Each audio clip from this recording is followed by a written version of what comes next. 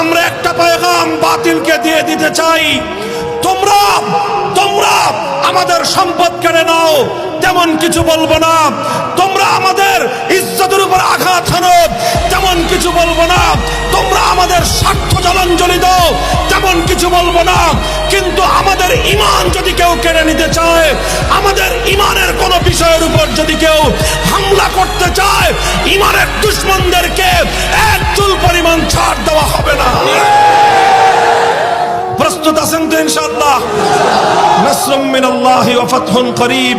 আমি আপনাদেরকে ঐতিহাসিক বিজয়ের আগাম সুসংবাদ দিয়ে যাচ্ছি। ইনশাআল্লাহ সেদিন সমাগত। আমার আর আপনার হাত ধরে আমাদের এই প্রাণপ্রিয় মাতৃভূমিতে কালেমার পতাকা উড়বে, কালেমার পতাকা উড়বে ইনশাআল্লাহ। সে আভাস পাওয়া যাচ্ছে। ওয়া আখিরু দাওয়ানা আলহামদুলিল্লাহ।